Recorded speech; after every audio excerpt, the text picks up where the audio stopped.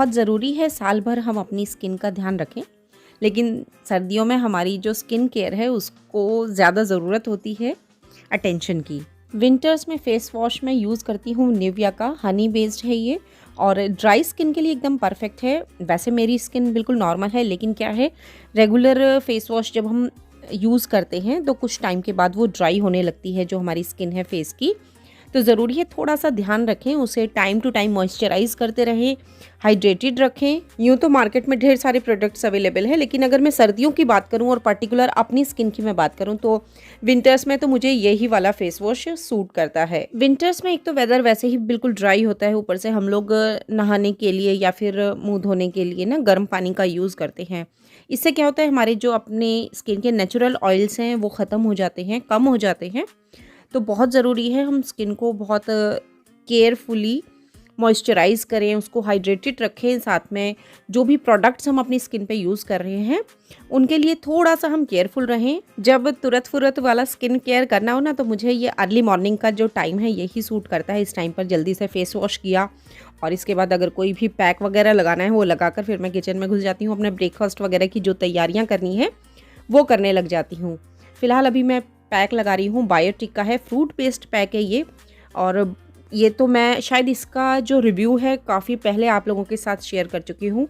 कई साल से मैं ये वाला ही पैक यूज़ कर रही हूँ। मुझे याद है अर्ली 30s में थी जब मैं, उस टाइम पर ना बहुत ज़्यादा पिंपल्स अचानक से मेरे चेहरे पर आ गए थे और उसके बाद मुझे कई हेल्थ इश्यूज़ भी हुए थे। वो मैं आगे आप लोगों के साथ डिस्कस करूँगी। तो उस टाइम पे क्या हुआ, जब बहुत ज़्यादा पिंपल्स आ गए, फिर उनको जाने में कुछ मैं थोड़ा केयरफुल रही, उनका ट्रीटमेंट वगैरह कराया, लेकिन उनके जो मार्क्स थे ना वो मेरे चेहरे पर रह गए थे। और जब से मैंने ये वाला फेस पैक लगाना शुरू किया है तो जो मार्क्स थे मेरे चेहरे पर उन पिंपल्स के, वो पूरे चेहरे पर थे और काफ़ी डार्क थे। तो वो क्या हुआ, शुरू में थोड़ा धीरे धीरे हल्के हुए इस पैक की वजह से और फिर कुछ टाइम के बाद बिल्कुल ख़त्म हो गए। आज के टाइम में ना ये बिल्कुल मिथ है कि सर्दियों में डस्टिंग की ज़्यादा ज़रूरत नहीं पड़ती, बल्कि मुझे लगता है सर्दियों में ज़्यादा डस्ट जमता है, ज़्यादा गंदगी घरों में आ जाती है।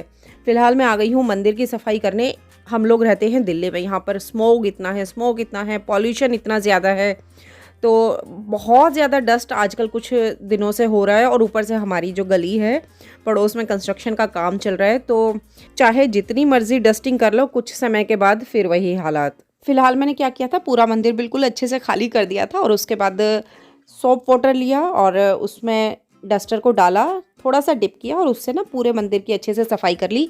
वाइट है तो गंदा भी बहुत जल्दी होता है, खैर साफ़ हो जाता है, हल्का सा कपड़ा मारते ही बिल्कुल साफ़ हो जाता है। उसके बाद जितने भी मेरे विग्रह हैं उन सबको भी अच्छे से नहलाया है आज। और उसके बाद जो भी थोड़ी बहुत साफ़ सफाई करनी थी मैंने पूरे मंदिर की ही कर दी है, डस्टिंग वगैरह करनी थी। और उसके साथ साथ ये जो इसके नीचे वाली शेल्फ है ना, इसमें हम अपनी जैसे धूप लगाते हैं, जोत वगैरह यहीं पर लगाते हैं। तो मैंने क्या किया है, इस पे ना फॉइल पेपर स्प्रेड कर दिया। इससे क्या होता है, थोड़ा बहुत अंगारा अगर नीचे गिर जाए तो किसी भी तरीके का लकड़ी को नुकसान नहीं होगा। इस ड्रॉर में ना मैं अपना जो रोज़ का मेरा पूजा में काम आने वाली चीज़ें हैं छोटी छोटी, वो सब रखती हूँ। जैसे मैच बॉक्स है, धूप बत्ती, अगरबत्ती, इसके अलावा मेरी जो पूजा की रोज़ पढ़ने वाली किताबें हैं, तो वो सब चीज़ें मैं यहाँ पे रखती हूँ। तो फ़िलहाल इसको साफ़ करना तो बहुत आसान है, बस जो फॉइल पेपर मैंने इस पे बिछाया हुआ था उसको हटा दिया, उसकी जगह दूसरा फॉइल पेपर मैंने यहाँ पर बिछा दिया। मंदिर की सफाई के लिए ना मैंने अपने कुछ नियम बनाए हुए हैं, वीकली, क्वार्टरली, मंथली, उस हिसाब से मैं साफ़ सफाई करती हूँ।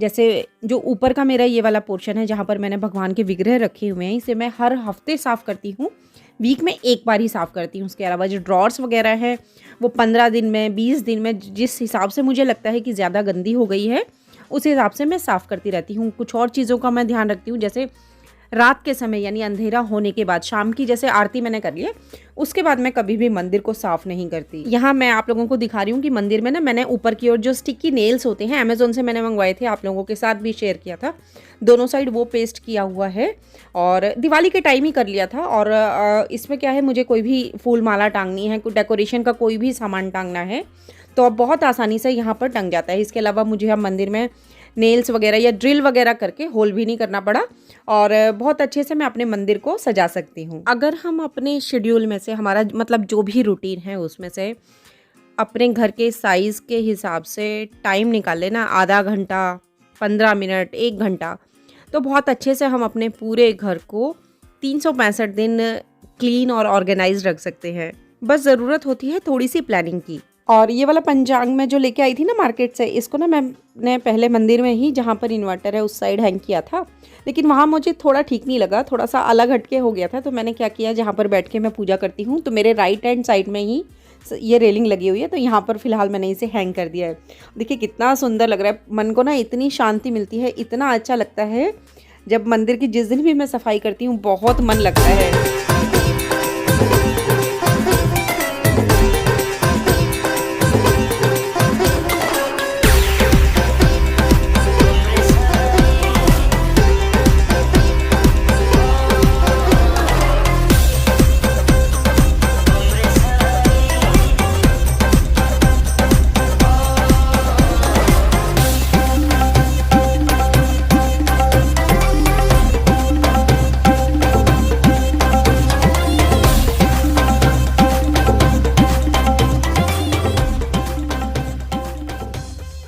आज की इस वीडियो में मैं शेयर करूंगी आप लोगों के साथ एक बहुत ही खास रेसिपी, मकर संक्रांति स्पेशल इस रेसिपी को बोल सकते हैं। मकर संक्रांति है, इस बार शायद 15 को है।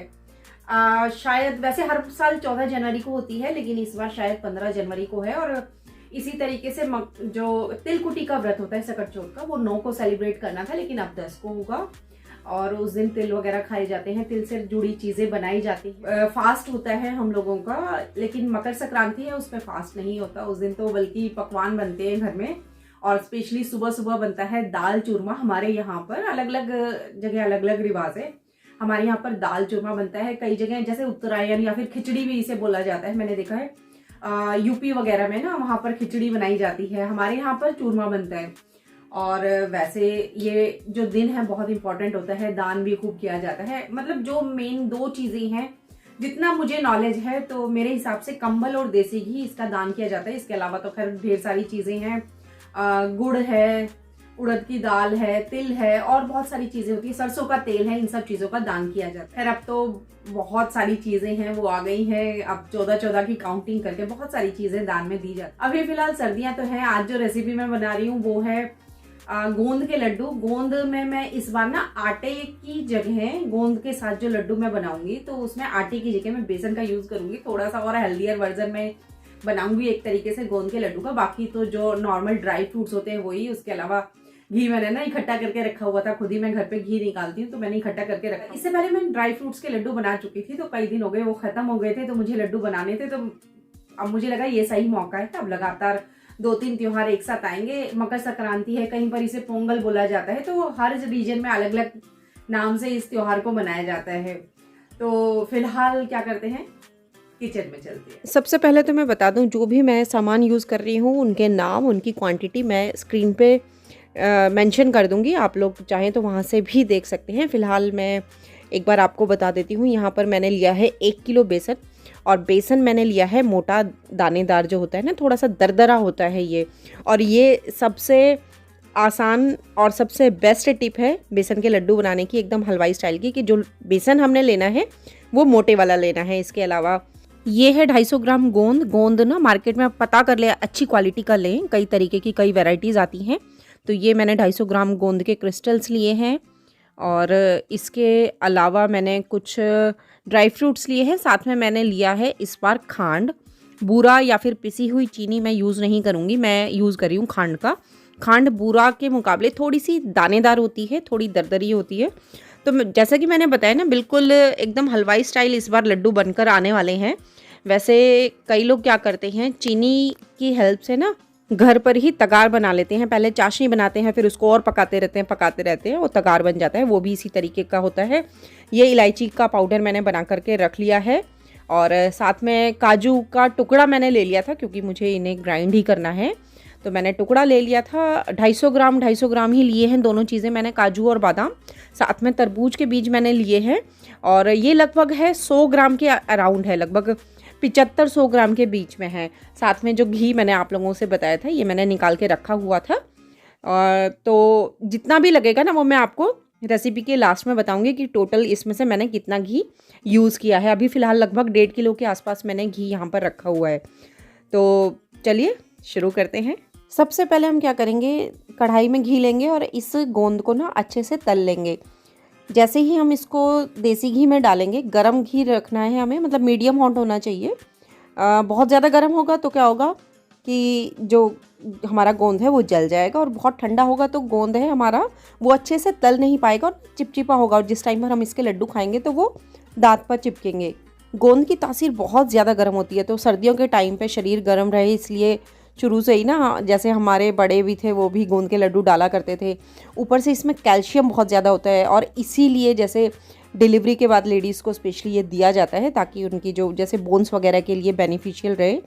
और साथ में ड्राई फ्रूट्स रहेंगे इस लड्डू में, तो मतलब कुल मिलाकर अगर हम मॉडरेट क्वांटिटी में कंज्यूम करें इस तरीके की चीज़ों को, तो कहीं ना कहीं वो सब चीज़ें फ़ायदेमंद ही रहती हैं।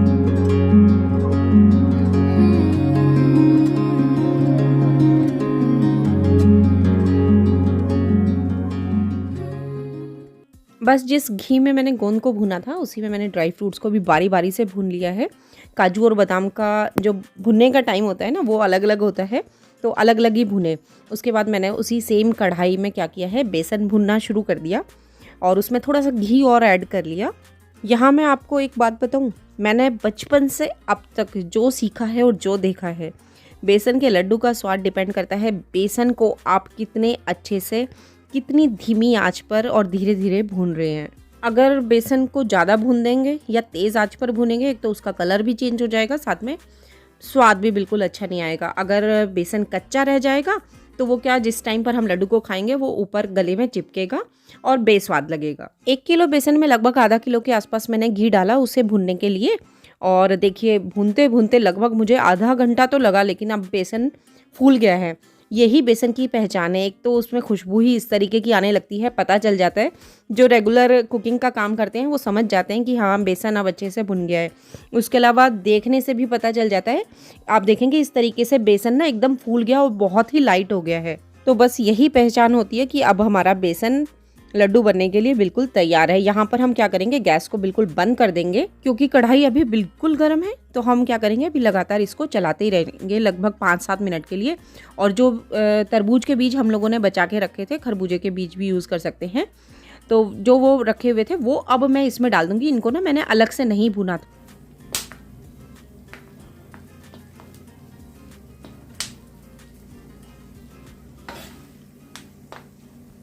देखिए मैंने गैस बंद की हुई है, लेकिन आपको आवाज़ आई होगी चटकने की। ये बीज हैं जो चटक रहे थे, और बस ये भी अच्छे से भुन गए हैं। अब हमें बेसन को अच्छे से ठंडा कर लेना है, तब तक हम बाकी तैयारियां कर लेते हैं। सबसे पहले तो मुझे गोंद को क्रश करना है। क्रश ही करूँगी मैं, इसको ग्राइंडर नहीं करूँगी, क्योंकि एक तो इसे घी में भुना हुआ है, तो क्या होगा सारा ना ये उस पर जार पे लग जाता है और अच्छे से ग्राइंड भी नहीं होता है। तो इसको मैंने हाथ से ही इसी तरीके से, जो मेरा गुटका है ना उससे क्रश कर लिया। कटोरी के बैक साइड से भी कर सकते हैं या ग्लास के बैक साइड से।